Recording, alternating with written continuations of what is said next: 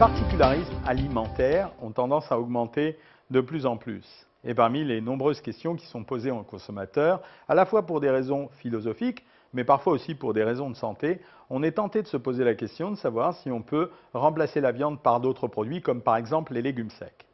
Il y a quelques années, on était convaincu que la viande était irremplaçable, car elle faisait partie des produits à fort contenu en protéines, mais qui de surcroît contenaient beaucoup de fer, ce qui était très intéressant pour notre santé et notre alimentation.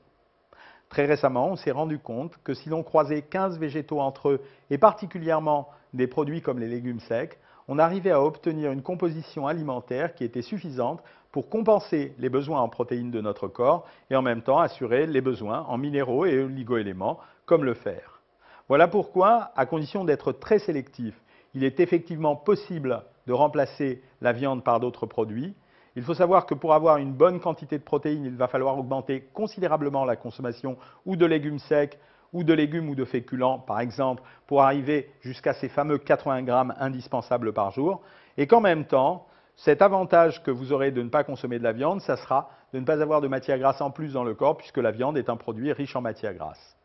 N'oubliez pas cependant, si vous ne voulez pas avoir de carence, il faut arriver à consommer dans la journée 15 produits et 15 variétés différentes de végétaux ou de légumes secs, ce qui fait quand même un travail à réaliser. Quelquefois pour certains, le jeu en vaut la chandelle. Alors essayez, ça transformera un peu votre alimentation de temps en temps. Bon appétit!